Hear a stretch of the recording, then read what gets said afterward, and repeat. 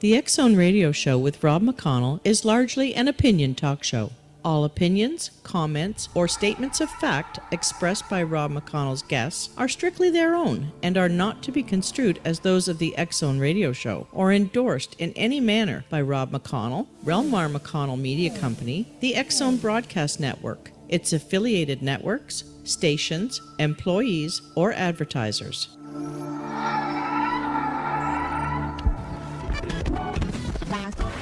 All Hit Radio.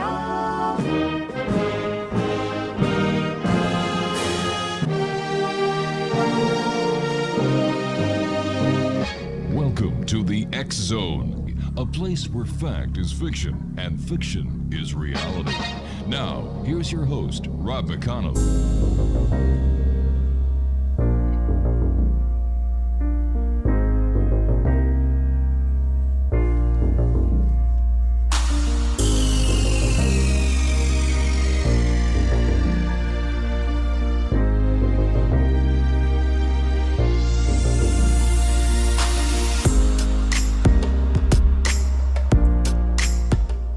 And welcome back to the X Zone, everyone. I am Rob McConnell, and we're coming to you from our broadcast center and studios in Hamilton, Ontario, Canada. If you would like to send me an email, xzone@xzoneradiotv.com, on all social media sites, X Zone Radio TV. And if you'd like to find out about the programming we have available for you 7/24/365 on the X Zone Broadcast Network, visit www.xzbn.net, and for all the programming we have for you on the X Zone TV channel on Simul TV, visit us on xzonetvchannel.com. X Zone Nation, my guest this hour is Dave Spinks, and Dave has been researching and investigating the paranormal since 1986 in various aspects due to several experiences he's had as a young man. He retired from over a 20-year career in the U.S. military and federal law enforcement in 2011. Since that time, he has investigated the paranormal on a full-time basis and has conducted several hundred investigations during his time researching the supernatural. Joining me now is Dave Spinks. And Dave, welcome back to the X Zone. Hey, Rob, thanks for having me on again, man. Hey, it's always a great pleasure having you on, my friend. And once again, as I always say to you when you're on, thank you for your service. Oh, my pleasure, my pleasure. All right, Dave, for the people who are joining us for the first time since we've been on Simul TV with you as a guest, tell us a little bit more about yourself. Yeah, as you said, I started investigating the paranormal as a young man due to this main experience I had, along with several other ones in a short time frame thereafter. The one that started it all for me was seeing a Bigfoot, here in West Virginia with my grandfather, that I swore, we kind of did a promise to each other that we'd never tell, because he was a preacher, and you can imagine what his flock would have thought if he would have came out and told what we experienced that day. So we kind of, over so many years, we never talked about it. And then he died a few years ago, and I've been on your show before talking about other things that started me off in the paranormal, and I never shared this one until recently. Actually wrote it in a good friend of mine's book. I wrote the experience in his Woodknock series, and it was picked up by a major television network. I told the story on TV, and just recently finally came out with my book on Bigfoot here in West Virginia, and I've taken many accounts from numerous people here in the state of West Virginia over the years, and I decided to put my experience and all their experiences and some theories and other neat things about Bigfoot into a book, and that's why we're here. Let me ask you this, Dave. How does your former experience as a law enforcement officer help you as a paranormal investigator, and especially a Bigfoot investigator? Well, you know as well as I do, Rob, doing what you did in your past, those investigative training, all the training you receive as an investigator and a law enforcement officer come into play in any type of scenario, whether it be your interview tactics, how you interview folks, your investigative skills. It comes into great play because you're a trained observer after taking all those many hours of classes and instruction from instructors, and it plays in greatly because it lets you look at things in a different aspect than the normal person would. So tell me, Dave, after the investigations that you've conducted on Bigfoot, as a professional witness, as a professional investigator, what can you tell us about Bigfoot? What is it that you have been able to assess based on your own investigation? Well, the funny thing is we're no closer than we were when these reports came out, way back in the 1800s, since recorded man, since modern times. Now, Native Americans have recorded such creatures in their cave art drawings and passed the stories down, because they have no written history. Right. Their history is passed down generation to generation. But these accounts have gone on for literally thousands of years. Now, in modern times, of course, everyone knows we don't have a body that we know of that can be studied. But you have to take into hard account all the thousands and thousands of eyewitness accounts from credible people such as law enforcement officers, doctors, lawyers, people that would really have something to lose by sharing their stories. And I personally believe there are thousands more of accounts that are never told because people don't want to be ridiculed and don't want to be, put under a microscope and so on and so forth. Just me personally, I have hundreds and hundreds of accounts just from West Virginia alone and some other ones abroad in other states. But I'm only one reporting site. So imagine all the other reporting sites, all their hundreds and hundreds and thousands of accounts, not to mention the ones that are never told. There's something to it. There's something going on, but we just don't know quite what it is yet, what this creature is. There's many theories out there that it's some type of interdimensional being, it's some type of alien, some type of elemental. We just don't know until if we ever have a body, then we will know more. But, that's just how it is now at this point. What is your theory? I know what I saw was a living and breathing creature. Whether it came from another dimension, whether it's some kind of ET, I don't know. I don't know. I know the thing was really pissed off. It threw big giant rocks at me and my grandpa from the other side of the river that made splashes. It was raking trees back and forth, yelling and screaming this god awful noise. Like, you could never you can't even explain it. It's so guttural and so loud. It goes right through you when you hear one of these things. But as far as being some type of missing link between man and ape or ET or whatever the case, I have no idea, man. Nobody does. It's just all theory at this point. Have you gone back to that place where you saw your first sighting and done an investigation there? Yeah, I have in recent years. I have to tell you, though, for several years, I grew up in the woods here in West Virginia, hunting and fishing my whole life. I've seen bear, I've seen everything these woods have to offer. And it shook me to my core, Rob. I couldn't go back into the woods for several years. And then when I did finally start going in, I would only go in just a short ways, not into the deep woods like I used to with my family and my cousins hunting. But it took me several years, and even to this day, I do not go in the woods without a heavy caliber firearm on my back or on my hip. Not to say that this thing would even phase this thing. I don't know. Well, are there reports that you're aware of where Bigfoot has been a danger to a human? Yeah, in the past, there's stories of people being drug off from Bigfoot. The Paiute natives out west talk of a race of redheaded giants, similar to Bigfoot, that would raid their camps and take people and put them in these baskets they carried on their backs with spikes that were reversed so that people couldn't crawl out, and they would take them back to their caves and eat them. There's other accounts of there's a really early account of a man who was taken by a Bigfoot, and he was knocked unconscious, and when he came to, he was there with a family of Bigfoots who were just sitting there watching him, and he made his escape he took a chew of tobacco, and the big male Bigfoot in this account was very curious as to what he was eating, so he offered some to this Bigfoot, and he supposedly took a big chaw of this tobacco and, of course, started gagging and puking and carrying on, and that's how this guy made his escape. And that was a very early on account, late 1700s, 1800s time frame, if I recall correctly. When was the last time you yourself have had a Bigfoot encounter? I've only had the one. Well, the sighting. I had the one in 1983 as a 13-year-old boy, but I have, traversed the mountains and deep valleys and stuff of West Virginia, and I've got what I think are some callbacks and some knocks and whatnot that I can't explain, but I had no other further sightings of a creature. So, and that's been up to as recent as last summer. Now, these knocks, is that how the Bigfoot is believed to communicate?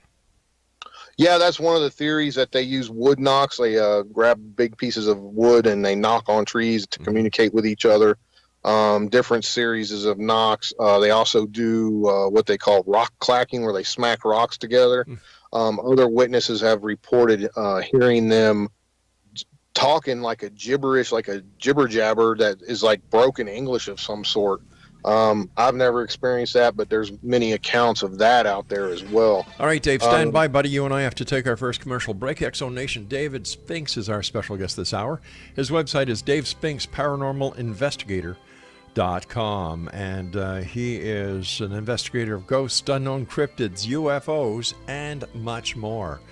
And Dave and I will return on the other side of this break as we continue here in the X-Zone from our broadcast center and studios in Hamilton, Ontario, Canada. Don't go away.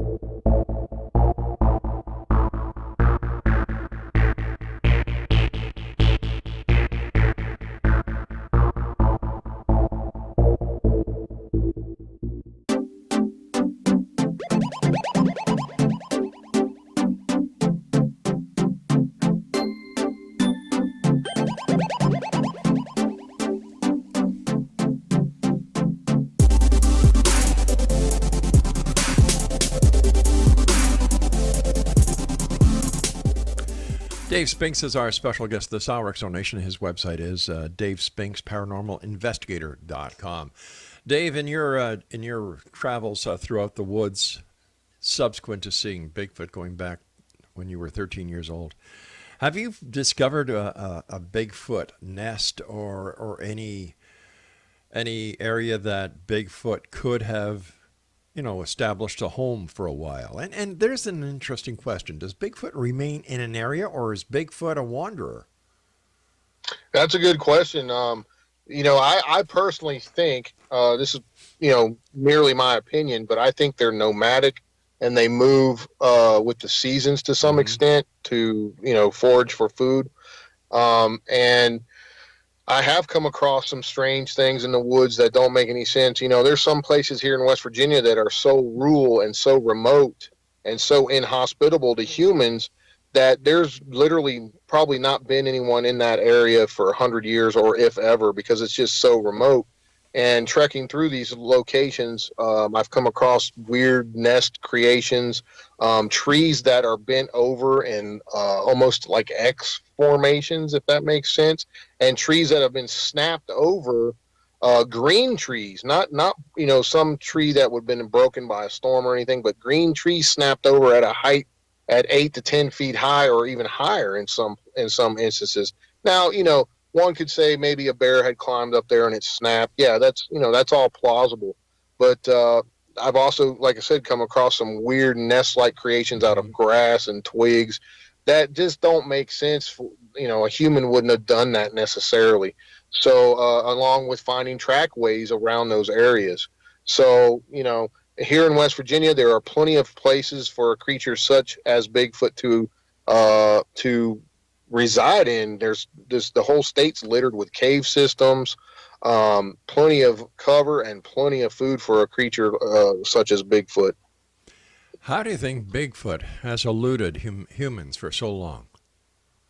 Well, that's kind of a catch-22, isn't it? Because has he, with all the thousands of reports, of people seeing him, regardless of not having a body? I mean, there's several stories out there, numerous stories of people who have claimed to have shot a Bigfoot. Yeah. However, there is no body to ever be found. But what I'm saying, Dave, is there's a lot of stories out there. I agree with you 100%. But when it comes to that smoking gun photo or the body of a Bigfoot or any physical evidence of his existence, it doesn't exist.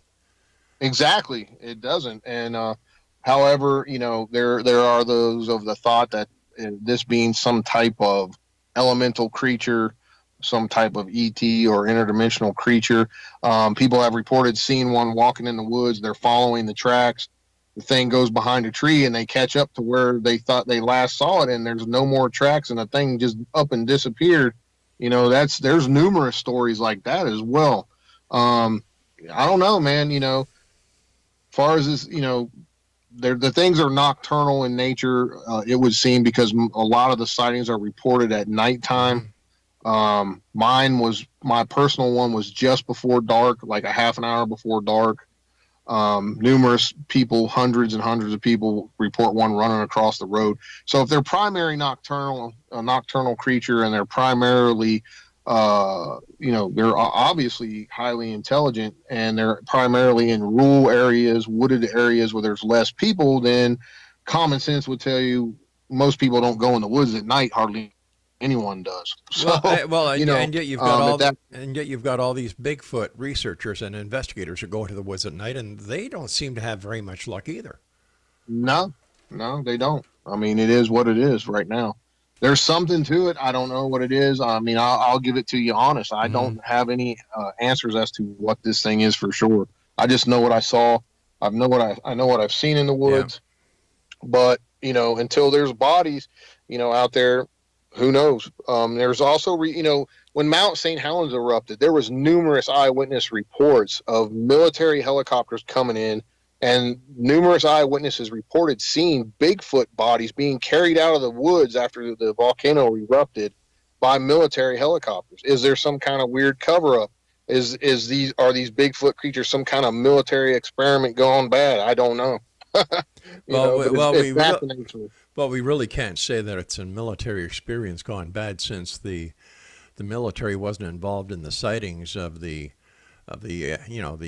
First Nations going way back when. No, you're right. Yeah, I mean, but what is this? I mean, if there's eyewitness reports of military helicopters coming in, they know about these creatures? I mean, yeah, but Dave, if you take it to heart, yeah, you have to believe that. You know as well as I do that many people, when it comes to the paranormal, say that they've had first-hand experience, and when push comes to shove, the truth comes out that they made it up. You're right. Let's talk about ghosts, hauntings, things that go bump in the night. Where did your fascination and interest come from this? Did you have your own ghost experience? Yeah, I did. Just a few years after this Bigfoot thing, my other grandpa, who was a military veteran as well, World War II vet, had a quarter of one lung left, had a trach, and carried an oxygen tank around so he could breathe, and still smoked Camel non-filters through his hole in his throat. Oh my gosh. He didn't care, and we knew it was just a matter of time, where he wasn't going to be with us much longer. Well, 1985, I'm at my dad's house 30 miles away, wake up in the middle of the night, and there's my grandpa, who's my mom's dad, standing at the foot of the bed. And I'm like, what are you doing here, Grandpa? Because there's no reason he should have been there at 2, 3, 4 o'clock in the morning. And he just smiled, didn't say a word, and he looked really good. He didn't look sickly, and then he just disappeared in front of my face, and I chalked it up as a weird dream, right? So about 6 months, or actually the next day, I was worried about him after that dream I had, and I called up to my grandma's house to check on him, and my uncle from out of state answered the phone, and I said, what are you doing there? And he said, "No one called you yet, Dave?" I said, "No, what are you talking about?" He said, "Well, your grandpa died last night. We're coming in for the funeral." And I'm like, "Oh my God," and I was like, I didn't say anything about this dream I had. 6 months later, roughly, we were at grandma's all eating dinner, and I came out and told everybody about this weird dream I had the night grandpa died, and several of the family members' faces went funny, and they all reported having the same dream that night. So it was as if to us he came to say goodbye to before wherever he was going.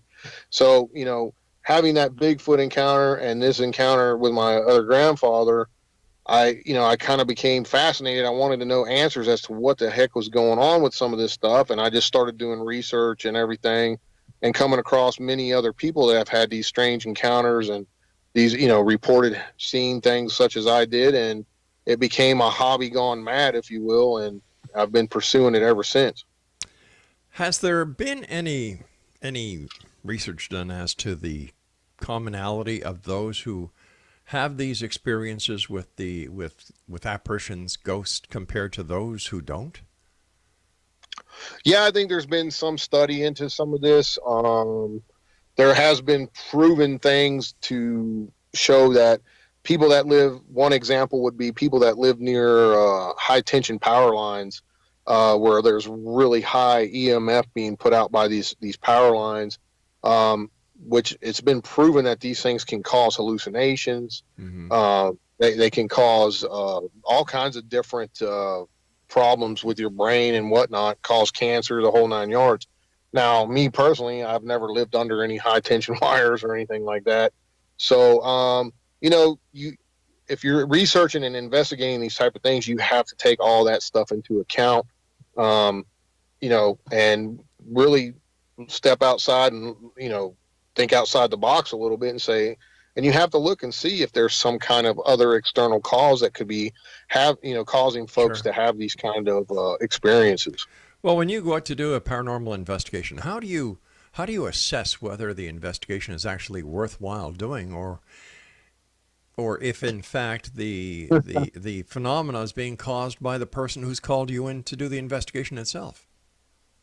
Well, the first thing they usually come to me with either an email or a phone call and say, "Dave, hey, I've had this going on, I've seen this or experienced this," whatever the case may be.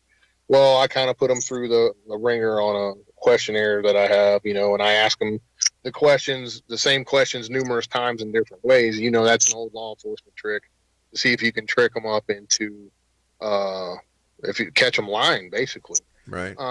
Then, I always ask them, well, do you have any evidence? Do you have any recording? Do you have any pictures? What do you got for me? And, sometimes they do, sometimes they don't. And, after putting them through the process that I use, if I think it's legit, then I'll go out and check it out when I have the time and the availability. Sure. And, usually within the first half an hour, you can, just by interviewing people and talking to them over the years, you can usually, you develop that kind of sixth sense, if you will, to decipher if they're telling you the truth or not. You can read their body language, you can look in their eyes. Now, some people are a little bit different because some people are on medications that they really believe they saw something, and sometimes they haven't. So that's part of the questionnaire too. Are you on any psychotropic medications? That doesn't totally discount it for me, but that can that can end an investigation pretty quick. Or I guess another question these days could be, do you hold any positions with either of the Democrat or Republican Party? And away we go. Hey, listen, Dave, you and I have to go take our next break with the news at the bottom of the hour. Exonation Dave Spinks is my very special guest. www.davespinks Paranormal Investigations. Oops. Let me try that again. Dave Spinks Paranormal Investigator.com. And Dave and I will be back on the other side of this break as we continue here in the X Zone from our broadcast center and studios in Hamilton, Ontario, Canada. Don't go away.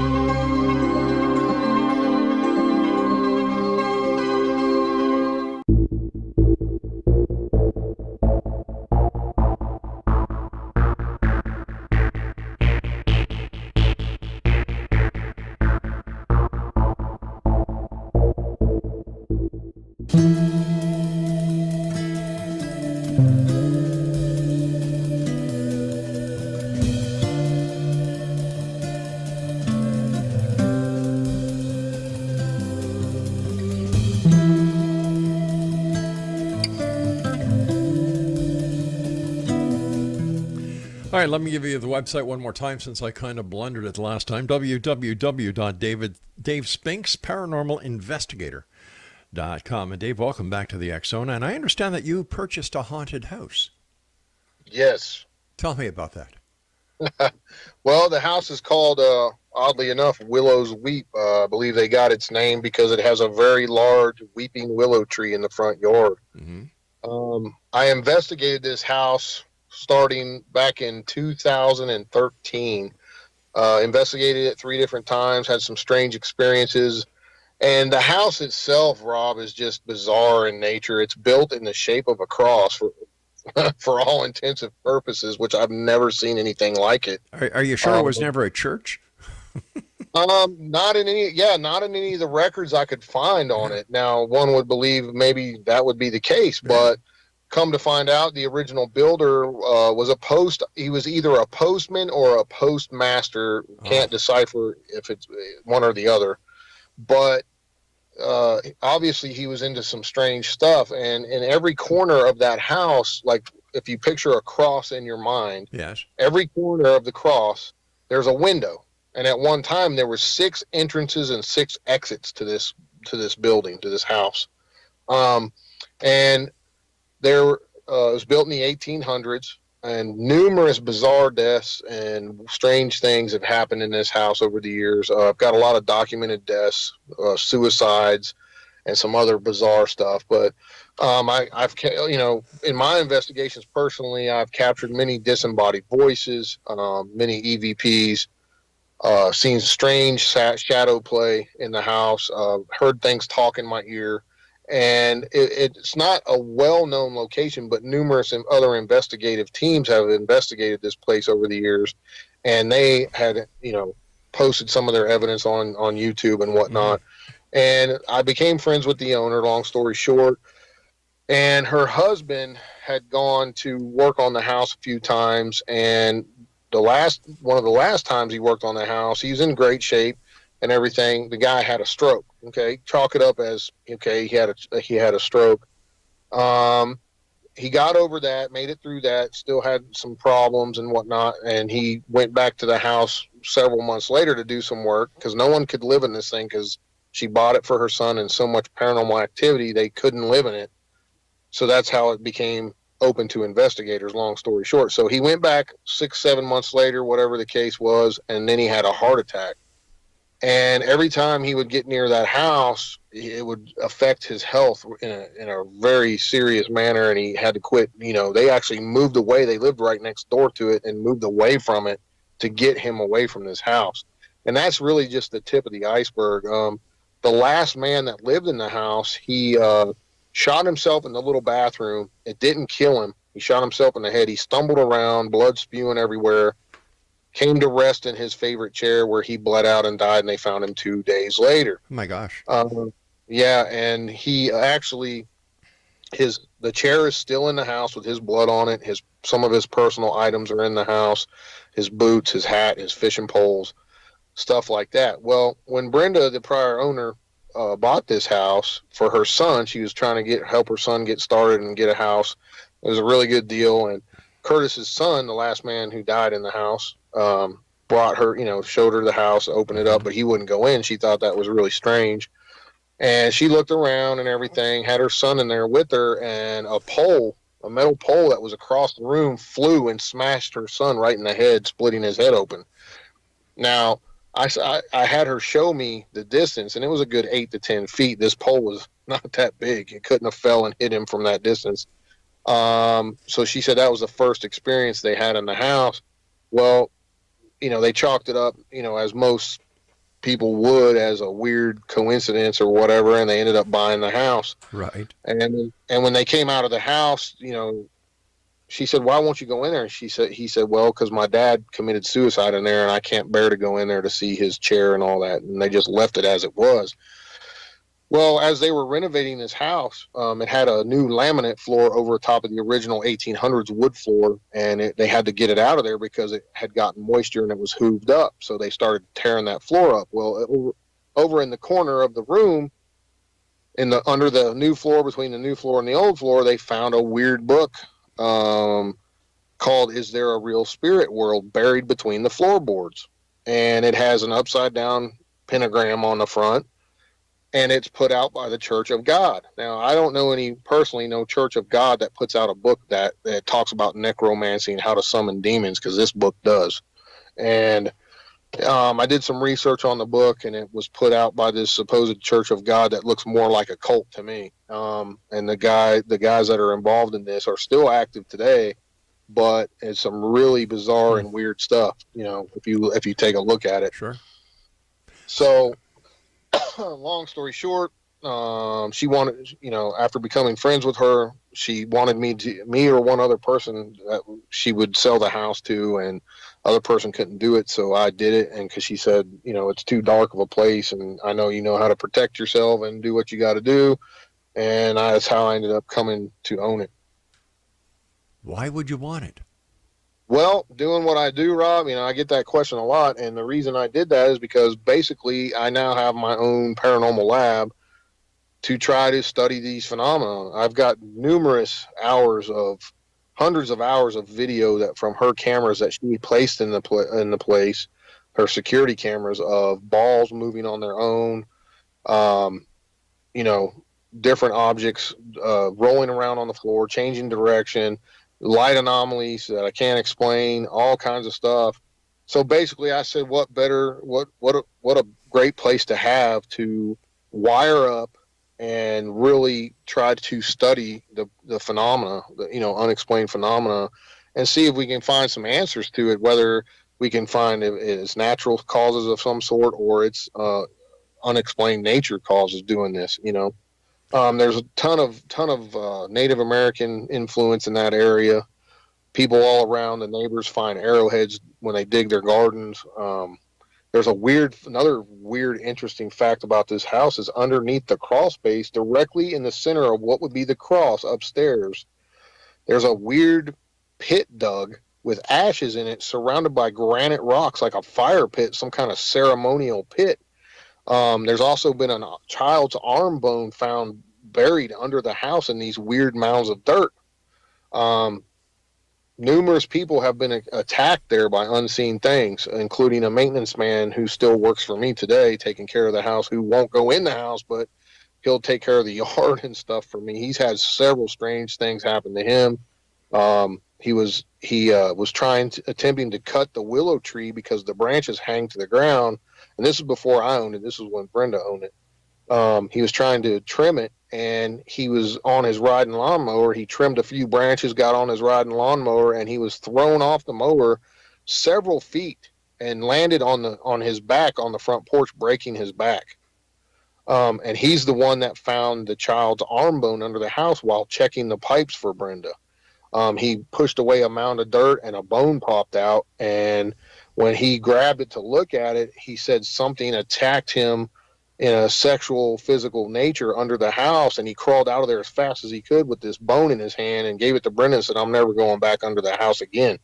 And she took it to the doctor. The doctor said it's definitely a child's arm bone, but it's pretty old. We don't know, how old it is, but it looks pretty old. Did she take it to the police? No. Why not? No, I don't know.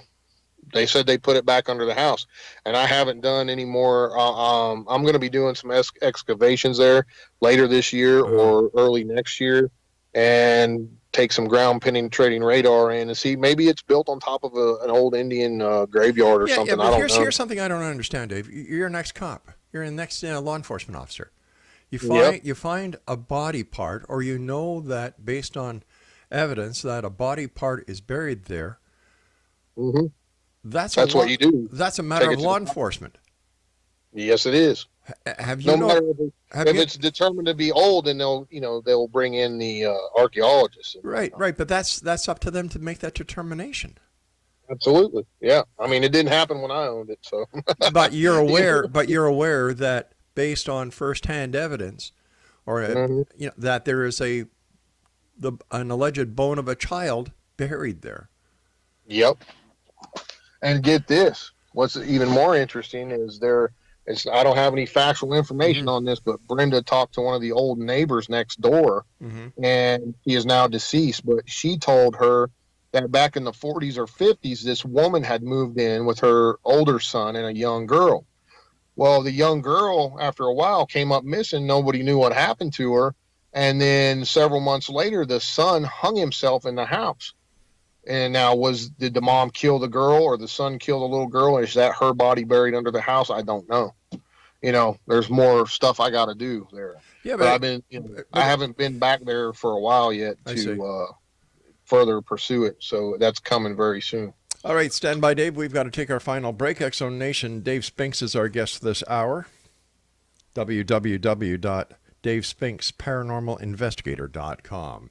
This is the X-Zone. I am Rob McConnell. You're listening to us on the X-Zone Broadcast Network, Simul Radio, and watching us on I'm on the X-Zone. Oh boy, the X-Zone TV channel on Simul TV. It's been a long weekend, and it looks like it's going to be even a longer week. You can always check us out online at www.xzbn.net or simultv.com. And don't forget, the X Chronicles newspaper is still available for one and all with our compliments at www.xchroniclesnewspaper.com. I'm Rob McConnell. This is the X-Zone. Dave Spinks and I return as we wrap up this hour on the other side of this break. Don't go away.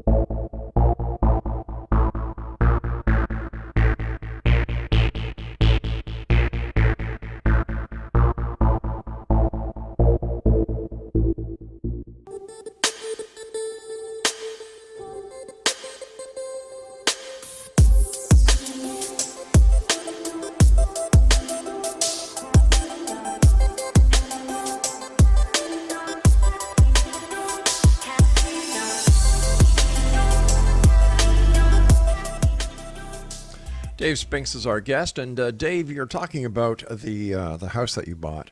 Do you live there presently? Absolutely not. The house is in Indiana. I live in West Virginia. So, I see. Like I said, Rob, all that's just a story to me until I find proof and evidence of it myself, and then I'll do what has to be done. Yeah, but have you contacted the local law enforcement to see if there's been any such missing children that might fit the story that you've been told? They said they did that with the doctor when they first took it in, and being that I don't know why they didn't pursue it further, but they just told them to put it back, which made absolutely no sense to me whatsoever. So I don't know if the local yokel law enforcement just didn't want to deal with it or what, because they went by what the doctor said, that it looked like a really old bone. So I don't know, Something doesn't make sense there, Dave. No. Something just doesn't make sense, because if this doctor went to local law enforcement and said it was definitely a child's bone and law enforcement didn't do anything, there's that is inexcusable. My question is, did the doctor really go to law enforcement, number one? Number two, was there really a bone found? Don't know. I'm just going off hearsay, man. But as a law enforcement officer, didn't you investigate claims of hearsay in that matter? Magnitude? But, I haven't, like I said, I bought the place, but I haven't really done much in it yet. And it's very hard to get to that under the house because I can barely fit under there. Mm-hmm. So, if I find something, then you better believe I'm going to be calling the state police. So, there's nothing that I can do right at this moment. I can call people. What are they going to do? But let's think I'm some kind of nut or something. I don't know, but I guess I have to have proof of it before they'll come out and see it. So you listen into what's happening today. If people are getting law enforcement are getting calls, they're going to places and actually finding crimes that have been committed. So, anyway, I just find it strange, you being ex-law enforcement guy, just kind of saying, well, when I get there, I'll look for stuff, and if it's there, it's there. Well, that's what I've been told by them. This happened years ago, supposedly. So, but I don't know. But as far as I know, there's no statute of limitation on murder. No, there's not. Yeah. Okay, so What let's happened in the 40s or 50s or even earlier, those people are long since dead. So we'll have to see if I can find proof of a bone, then we'll go the next route, I guess. So what are you going to be doing with this house? Like I said, I'm gonna be turning it into a paranormal laboratory, so to speak, to try to document paranormal evidence. So are you going to get other teams to go in and investigate as well? Yeah, there's been other teams in there. Like I said, years ago, for years off and on, and I've let a few in here and there to do their thing, and they've captured some pretty eye-opening things. So we'll Such just as? continue. What have they captured, Dave? Well, many have reported similar things to that I've experienced. Disembodied voices. They've captured EVPs. Answering their questions. They've seen light anomalies. They've seen shadow figures in the house.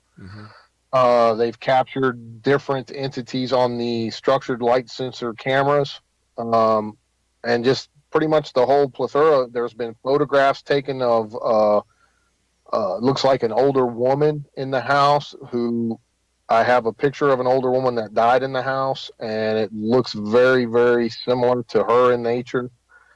Just a whole bunch of different things, Rob. Why do you think, Dave, that some spirits stay on this side and other spirits go to wherever spirits go?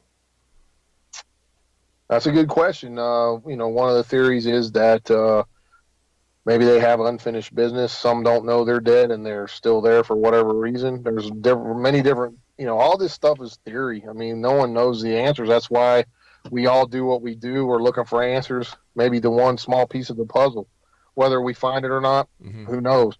That's why we do what we do. What kind of equipment do you use in an investigation?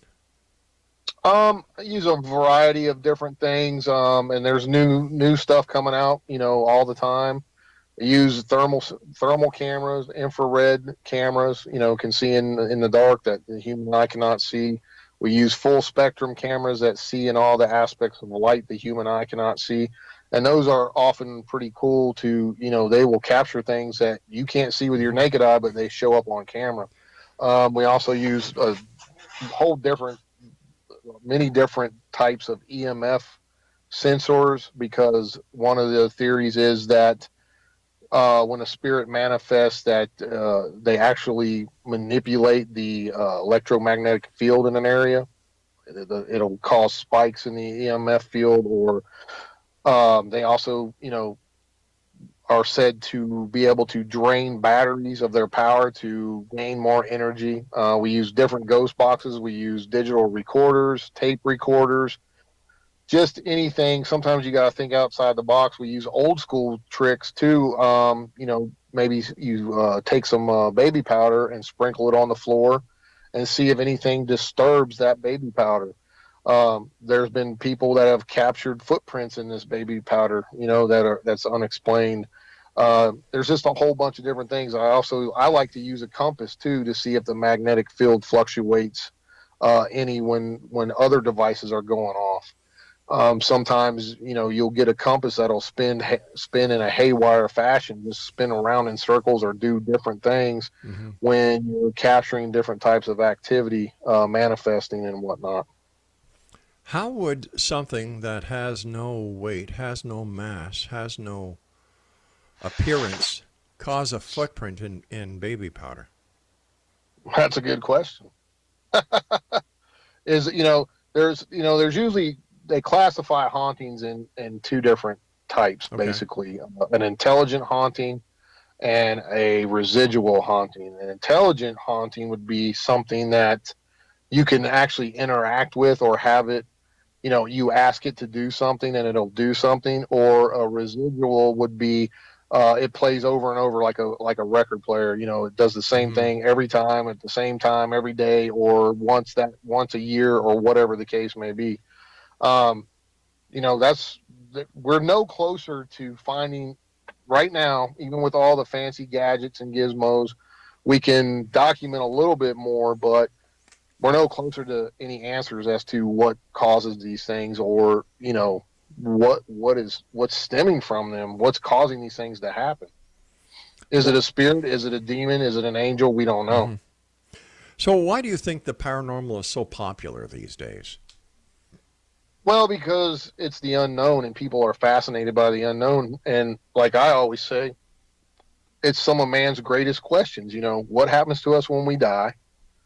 Are we alone in the universe, and are there unknown creatures walking among us? Those are some of man's greatest questions that haven't been really answered yet. Unless you're a faith-based person, then for you, all the answers are faith-based, and you have your answers. So, if you're an open-minded person, and you like to believe that there's just things out there we don't understand, then I think that's a reason why the paranormal in general terminology is so popular. Because number one, it's scary. Number two, it's some of man's greatest questions. And people are fascinated by that stuff. But if you look at the length of time that the paranormal has been investigated, let's say even from the mid-70s to now, and there's next to nothing that has been discovered, why do you think that is? Well, I don't know. I mean, that's a good question. It's kind of like you got to kind of fall back on the faith-based people. For them, they will tell you, well, we're not supposed to know the answers to these questions, And for someone like me, I'm on my own path. I'm seeking my own answers. Not to say I don't believe in God and a higher power. I do, actually, but I think there's other things out there that we don't quite understand, and it fascinates me to the point that I pursue and do what I do now. It's a hobby gone mad, if you will. That makes sense to you. A hobby gone mad. Huh. I understand that a lot of paranormal people kind of get caught up in it, and they become obsessed with it. Yeah. Well, over so many years of doing this, I have so many different experiences that have blown my mind, and I just try to share them with people, and I try to help people that are experiencing unexplained phenomena in their homes or in their businesses or whatever the case may be. That's some of the reasons I do what I do. So. All right, David, the time has come when you and I must say so long until the next time, bud. So you take care of yourself. Happy haunting instead of hunting. Little play on words there. And Exonation, if you'd like to contact Dave, his website is Dave Spink, paranormalinvestigator.com. That's www.davespinkparanormalinvestigator.com. I'll be back on the other side of this commercial break as we continue. Thank you, Craig, for scaring the living daylights out of me. I wasn't expecting it to be that loud. We'll be back on the other side of this break as we continue here in the X Zone from our broadcast center and studios in Hamilton, Ontario, Canada. Are you a skeptic or are you a believer? Well, my flags went up a few times when I was talking to Dave. The fact that if somebody tells me a body is buried somewhere and if I don't do anything about it, something is wrong somewhere. My name is Rob McConnell. This is the X Zone, the place where new reality radio lives. We'll be back on the other side. Don't go away.